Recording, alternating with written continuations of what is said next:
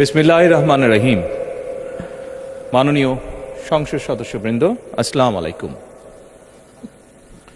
ফ্যাসিবাদের নির্মমতার শিকার অসংখ্য মানুষের কান্না আর হাজারো প্রাণের আত্মত্যাগের মধ্যে দিয়ে অবশেষে আজ থেকে পুনরায় যাত্রা শুরু হতে যাচ্ছে জনগণের ভোটে জনগণের কাছে জবাবদিহিমূলক সত্যিকার অর্থে জনপ্রতিনিধিশীল জাতীয় সংসদ।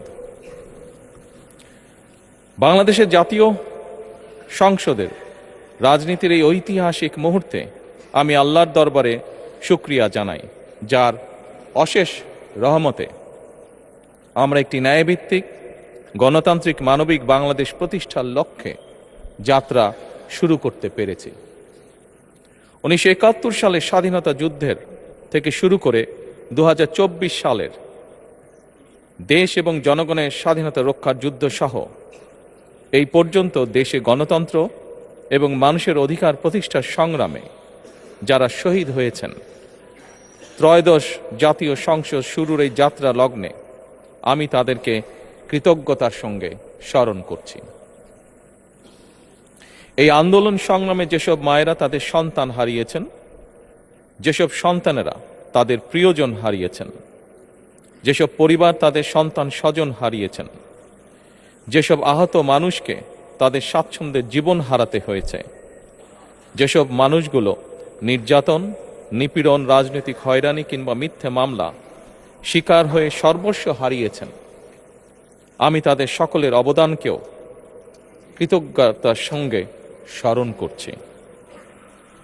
দেশের ছাত্র জনতা, কৃষক, শ্রমিক, শিক্ষক, কবি, সাহিত্যিক, সাংবাদিক, চিকিৎসক, প্রকৌশলী, আইনজীবী, কামার কুমার, জেলে তাঁতি, গাড়ি চালক, ব্যবসায়ী এবং সরকারি বেসরকারি চাকরিজীবী, গৃহিণী, সারা দেশে গণতান্ত্রিক রাজনৈতিক দলের নেতা কর্মী সমর্থক তথা সর্বস্তরের সকল শ্রেণী পেশার মানুষ যাদেরকে গুম, খুন, হত্যা, নির্যাতন, নিপীড়ন, মিথ্যা হামলা মামলা কিংবা জীবন্ত মানুষের কবরস্থান তুল্য বর্বর বন্দিশালা, আয়নাঘর, কোনো কিছু দিয়েই যাদের গণতান্ত্রিক আকাঙ্ক্ষাকে রুখে দেওয়া যায়নি,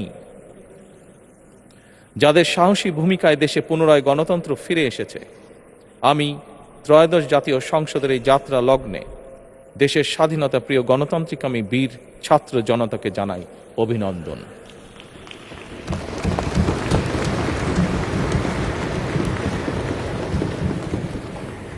সম্মানিত সংসদ সদস্যবৃন্দ, দেশনেত্রী মরহুমা বেগম খালেদা জিয়া জনগণের অধিকার প্রতিষ্ঠায় দেশে সংসদীয় গণতন্ত্র প্রতিষ্ঠা করেছিলেন, সংসদীয় গণতন্ত্রকে প্রাতিষ্ঠানিক রূপ দিয়েছিলেন। সেই গণতন্ত্রকে প্রহসনের রূপ দিয়ে জাতীয় সংসদকে হাস্যরসের খোরাকে পরিণত করা হয়েছিল। দেশে তাবিদারি শাসন শোষণ কায়েম করা হয়েছিল। দেশে সংসদীয় গণতন্ত্র এবং জনগণের অধিকার পুনঃপ্রতিষ্ঠা করার জন্য দেশনেত্রী বেগম খালেদা জিয়া জীবনের শেষ দিন পর্যন্ত লড়াই করেছেন। জীবনে কখনোই স্বৈরাচার কিংবা ফ্যাসিবাদের সঙ্গে আপোষ করেননি। দেশে আজ থেকে আবারও সেই কাঙ্ক্ষিত সংসদীয় গণতন্ত্রের যাত্রা শুরু হলো, আলহামদুলিল্লাহ।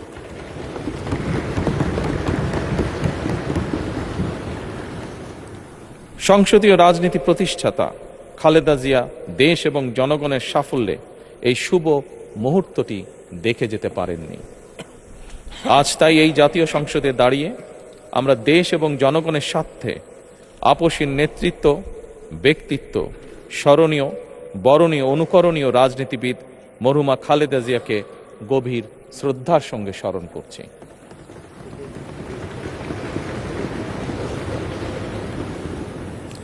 সম্মানিত সংসদ সদস্যবৃন্দ, দেশে বহুদলীয় গণতন্ত্রের প্রবক্তা এবং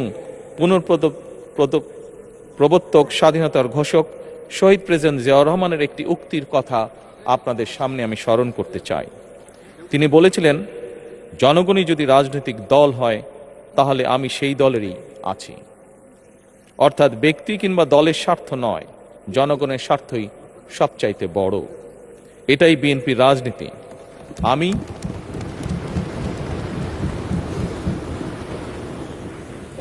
আমি প্রথমবারের মতন বাংলাদেশ জাতীয়তাবাদী দল বিএনপি থেকে জাতীয় সংসদ সদস্য নির্বাচিত হয়েছি।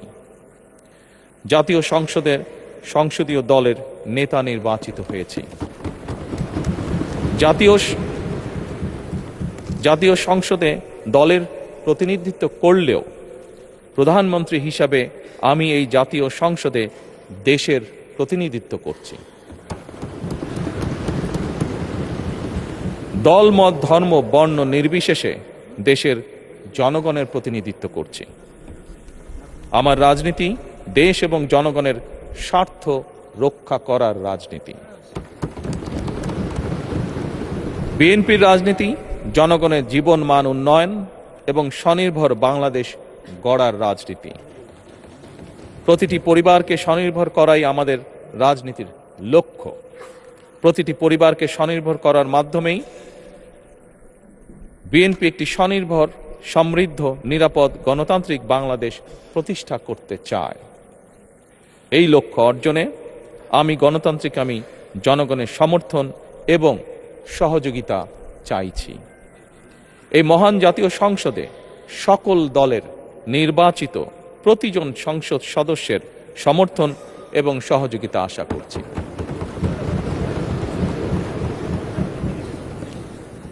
সম্মানিত সংসদ সদস্যবৃন্দ, আমি বিশ্বাস করি আমাদের দল কিংবা মত কিংবা কর্মসূচি ভিন্ন হতে পারে, কিন্তু তাবেদার মুক্ত, ফ্যাসিবাদ মুক্ত একটি স্বাধীন, সার্বভৌম, নিরাপদ, স্বনির্ভর বাংলাদেশ প্রতিষ্ঠায় আমাদের মধ্যে কোনো বিরোধ থাকতে পারে না, বিরোধ নেই। জাতীয় সংসদকে জাতীয় কর্মকাণ্ডের কেন্দ্রবিন্দু না করে বিতাড়িত ফ্যাসিস্ট সরকার জাতীয় সংসদকে অকার্যকর করে ফেলেছিল।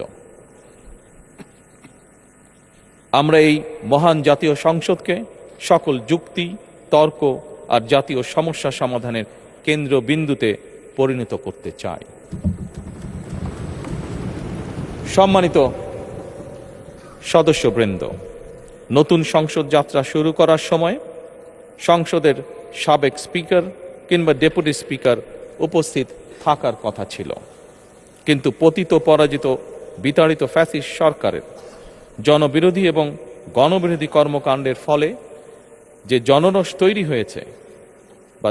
তৈরি হয়েছিল তাতে এই মহান সংসদের সাবেক স্পিকার বা ডেপুটি স্পিকারকে খুঁজে পাওয়া যায়নি। তাদের কেউ কারাগারে, কেউ নিখোঁজ কিংবা কেউ পলাতক। দীর্ঘ ১.৫ দশকের ফ্যাসিবাদী এবং তাবেদারি শাসন শোষণের পর জনগণের ভোটে নির্বাচিত প্রতিনিধিদের নিয়ে আজ আমাদের এক বিশেষ পরিস্থিতিতে জাতীয় সংসদের কার্যক্রম শুরু হতে যাচ্ছে।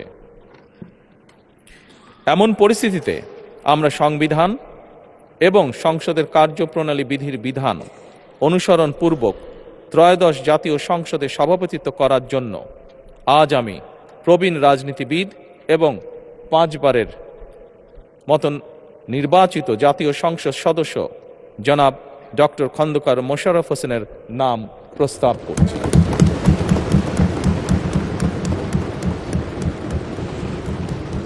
সম্মানিত সংসদ সদস্যবৃন্দ, আমাদের সংসদীয় রীতিনীতির ইতিহাসে এই ধরনের পরিপ্রেক্ষিত নজিরবিহীন নয়।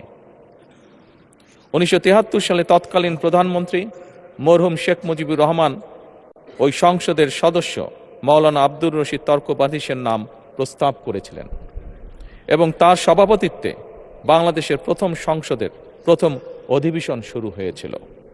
আমি জাতীয় সংসদের সকল সম্মানিত সদস্যকে স্বাগত এবং ধন্যবাদ জানাই। আল্লাহ হাফেজ। বাংলাদেশ জিন্দাবাদ।